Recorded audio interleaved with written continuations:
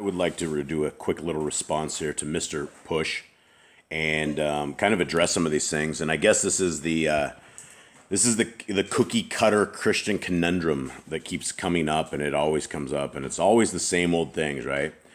You can't keep the laws of Moses. It was for the old Jews. It has nothing to do with us. We are under a new covenant. And you can sit here and show people this over and over and over again, and they will never get it.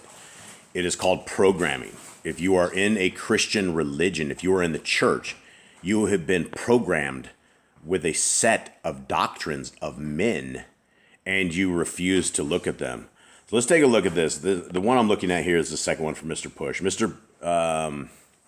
Mom Dunce, she doesn't think that America is Babylon. Absolutely, Mystery Babylon is, without a shadow of a doubt, Mystery Babylon, the United States of America. But anyway, let's go into this. He goes, your Sunday analogy is ridiculous. There are many real believing churches that properly worship the one true God. We worship God every day, is what he meant to say. Christ is our Sabbath. So every day is a Sabbath since his death and resurrection. And that's, everybody who's on this channel knows absolutely that is incorrect, right? We can take a look simply right here, and we can do a search, and we can look up the word Sabbath. And if it means nothing, then it really wouldn't be in here or be addressed.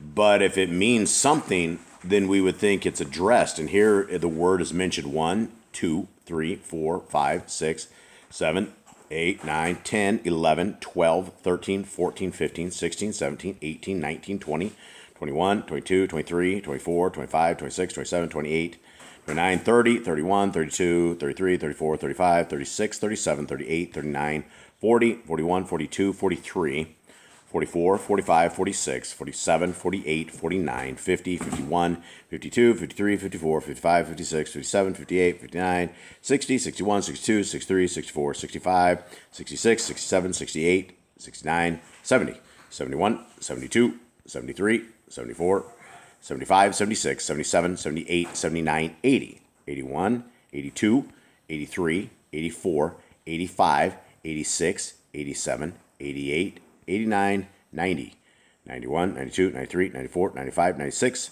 97, 98, 99, 100.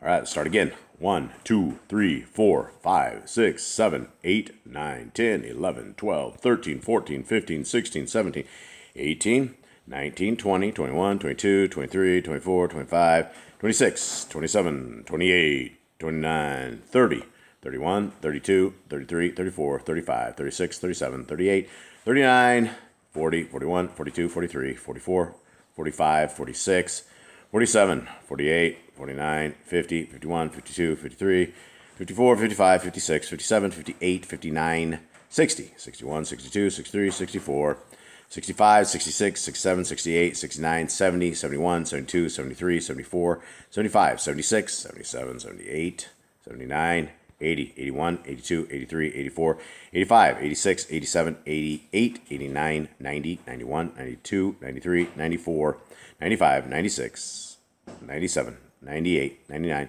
100. So we have 200.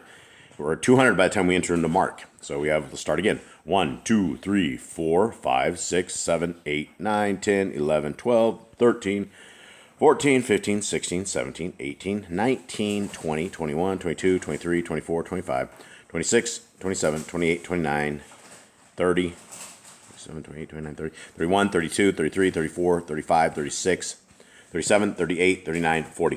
All right, so with just a little count there, I am counting about 240 times that the word Sabbath is used, and there's only one Sabbath, and it is a mark of the people who are Yahs. If you do not keep a Sabbath, you are not one of Yahs. And so when the Christian by default go, Christ is our Sabbath, you may say that, but that doesn't replace the Sabbath day, and you can't have a Sabbath every day. There's only one day that is blessed. And so if you are unwilling to even consider that you should be keeping the Sabbath, then you're not one of Yah's creatures. All right, so the next one, let's go into this. The commandment given to Abraham were to Jews under the old covenant. Things changed with the new covenant. Okay, so here we go. number one, Jews, a Jew is the fourth son of the 12 of them, right? It's Yaakov's fourth son, and there were not just Jews everywhere. There was 12 different tribes. Jews were one tribe, and the Jews of today are not the people of. They're not God's people. They are not in the Holy Land. They're not keeping the laws, statutes, and commands. And in fact, you can do a Google search for abortion clinics in Israel, and you will see that there's abortion clinics all over the place. And if you're sitting there murdering a baby and draining the blood wherever you're draining it, you wouldn't be doing that in the land that is our Creator's if you were one of our Creator's people. So he goes and says, "Oh, there's the new covenant. Let's go look at the new covenant." And I've done this, and you guys know exactly where I'm going with this on this whole thing. So let's read it. This is the new covenant. Okay, since the Christians refuse to read the Bible at all, let's read the new covenant. Verse 5, who serve unto the example and shadow of heavenly things, as Moshe was admonished of Elohim when he was about to make the tabernacle. For see, says he, that you make all the things according to the pattern showed to you in the mount. But now has he obtained a more excellent ministry, by how much also he is the mediator of a better covenant, which was established upon better promises. For if that first covenant had been faultless, then should no place have been sought for the second. And the Christians, without even listening, they will go, oh, see, that covenant is gone. That first covenant had faults. No, the first covenant was beautiful. The people had the faults. And so because the people had the faults, they broke it. They broke the contract. And so they broke it. Let's listen about this renewed covenant. I'm down with the renewed covenant. For finding fault with them, he says, behold, the days come, says Yahuwah, when I will make a renewed covenant with the house of Yisrael and with the house of Yehudah. All right, now this is something that I guess every Christian should understand. There's no house of Gentile. There's no house of Christian. There's no house of lawlessness. None of this, right? There's a house. It's called Yisrael and the house of Yehudah, right? There's two tribes, the two northern and southern tribe that became all of them, right? So here it is. So here's the new covenant. So he says he's not going to make this not according to the covenant that I made with their fathers in the day when I took them by the hand to lead them out of the land of Mitzrayim, because they continued not in my covenant, and I regarded them not, says Yahuwah. He divorced them, right? They didn't keep his laws, statutes, and commands, and so he doesn't want you as a person. He doesn't want those who are outside of his covenant. He says there's very, very few, and the kingdom to come, it says in Ezra, is for very few. Very few make this. I wonder why. Well, let's listen. Here's the covenant. For this is the covenant that I will make with the house of Yisrael after those days, says Yahuwah. I will put my Torah into their mind and write it in their hearts, and I will be their Elohim, and they shall be to me a people. Right? And so the Christians are like, well, the Holy Ghost tells me what I need to do and what I don't need to do, as they bless their pork and they do all sorts of evil things that the pagans do, right? They're heathens. They're Gentiles. You don't want to be a Gentile. You want to be a child of the Most High. You want to be part of Yisrael. So let's go on, right? So the new covenant, the beginning of this new covenant says that he's going to write his Torah on their minds. He's going to write it in their hearts. Well, if you throw the laws of our Creator in the trash, they're not on your hearts and they're not on your mind. Verse 11, and they shall not teach every man his neighbor and every man his brother, saying, know Yahuwah, for all shall know me, from the least to the greatest.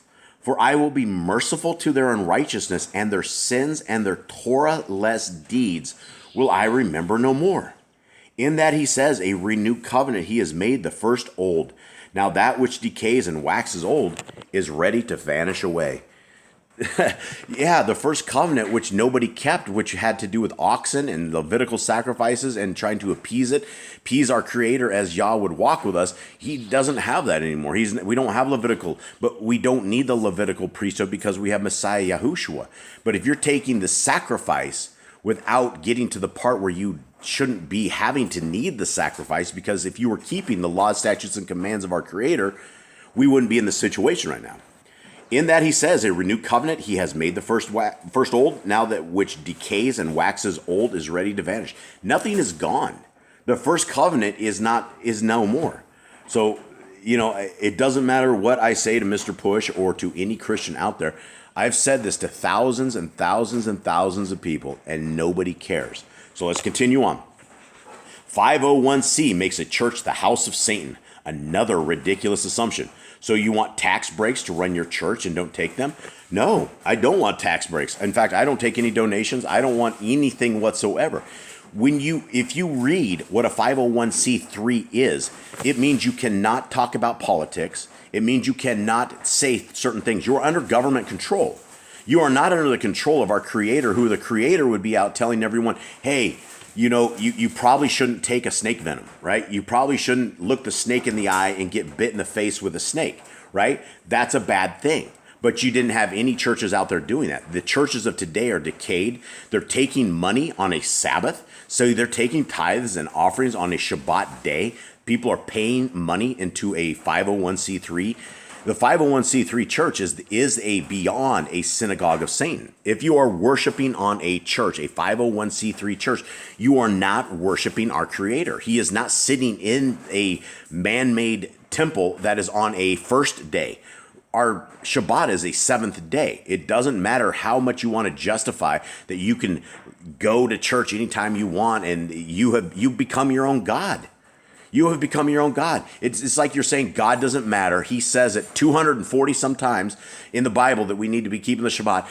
But, I'm going to make this my own Shabbat. It doesn't matter. I'm going to do what I want to do, right? And that is why I'm going to take you to the next thing. Actually, I'll take you to it right now. Let's take a quick peek into Matthew, right? Everybody knows where I'm going with this. I've done this a zillion times. And listen, Christians, enter ye in at the narrow gate. So is that narrow gate worshiping on the wrong day, eating the wrong foods, paying tithes to the corporation? You are a corporation under a 501c3. That is a tax-exempt status code by the IRS that allows you not to have to pay any kind of taxes. You get to keep all of your money, right? You get to keep your money. And you shouldn't be, this isn't the way it is. This isn't the temple system. These guys aren't priests. You don't have, none of the stuff we had in Levitical priesthood is ordained for today. People have gone out and they've made themselves a priest, and they stand behind a pulpit and they take 10% from you, and they rape their congregations by doing this, right? Some people may feed the poor, some may help out, some things. It doesn't matter. You're not worshiping on the right day. Okay, listen. Enter ye at the narrow gate, for wide is the gate and broad is the way, which that leads to destruction, and many there be that which go in thereat. Because narrow is the gate, and troublesome is the way which leads to life, and few there be that find it. Do you think that all the 60,000 different denominations of so-called Christendom or religion, it says few there be that find it?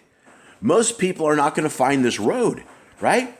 So my friend, Mr. Push, and all the Christians, anyone that listens to this, remember this, right? If you have taken the laws of God and tossed them on the cross, which you would if you're worshiping on a Sunday, you're first and foremost saying you do not care about the Most High's best day ever, the day He wants of rest, the day that we are supposed to rest and to seek Him and to become better than what we are. So we have to understand, if we are living in iniquity, which means you're worshiping on the wrong day, worshiping on a Sunday means you're living in lawlessness. You're living in iniquity. What happens to them? Well, all the Christians, they go out there and they go, Adonai, Adonai. And He says, not everyone that says unto me, Adonai, Adonai, shall enter into the kingdom of heaven, but he that does the will of my Father, which is in heaven. What? The will of my Father. Yes, the will of His Father. That means you worship on a Sabbath. We saw 240 plus references to a Sabbath, right? If it doesn't mean anything, why is it in there 240 times, right? It gets worse. Many will say to me on that day, Adonai, Adonai, have we not prophesied in your name, and in your name have cast out devils, and in your name done many wonderful works? And then I will profess unto them, I never knew you. Depart from me, ye workers of iniquity. Guys, you can't be lawless like this. You can't do this. So worshiping on the first day is lawlessness.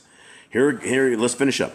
The only thing that will show a church a house of Satan concerning 501Cs is when the government says, do what we say.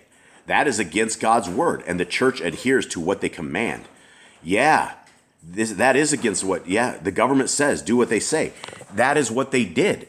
What have you not, does nobody realize that since 2019 to where we are at now, everything has changed? You had 2 years of a so-called you-know-what, and not a single, I know of one preacher that really stood out and really said anything, and he got banned from YouTube, right? If your either head is in the sand and you have no idea what is going on, and you don't have ears to hear and do not have eyes to see, or you understand exactly what it is. Stop spreading nonsense, please. Nonsense. I am saying that every church in North America and every church across the world, if you are not worshiping on the seventh day, it's a house of Satan. It is a house of Satan. I will never, ever change my stance on that, because who are you worshiping? Our Elohim Most High is not sitting in a church of Satan. He's not sitting in a man-made church on a Sunday that everybody goes out to eat afterwards and whips out their wallet and starts paying people to work on a Shabbat. That is entirely against doctrine. It is against scriptures. So my reply is going to be what it always is. The new covenant is for only the house of Yisrael. It is not for the house of Christians. It's not for the house of Gentiles. It's not for the house of Catholic. There's no such thing. You are either Yisrael, and you are Yisrael by keeping the laws, statutes, and commands of our Creator, or by default, you're not. You're a Gentile. And if you're a Gentile and don't care what I'm saying, then go enjoy your bacon. Go enjoy your pork and enjoy your shrimp and lobster and unclean food. Find a vulture while you're at it. Find a rabbit. Eat them all. Eat all the unclean food you want. Eat catfish. I mean, if you don't care what our Creator says, then don't worry about what the rest He says, right? Because if you're not keeping the Sabbath, you're not going to get closer to our Creator. You're hanging out with heathens, pagans, people who are eating unclean foods. I bet you the majority of the people that go to a church on a first day have already had bacon and eggs for breakfast. They've already done an abominable thing in the eyes of our Creator. And then they go, they play some organ music. It all sounds hunky-dory. Everybody's in the spirit. They have the altar call. We all come down. We all start crying at the altar. And we decide to pull out our money. And we tip the preacher 10%. Some people offer up more. But you know what? You're in that feel-good spirit. And if you don't believe that Satan can make you have that same feel-good spirit and think that you're in the spirit, you're deceived. You're absolutely deceived. So with that, I will leave that to you. Read your Bibles. I'm out.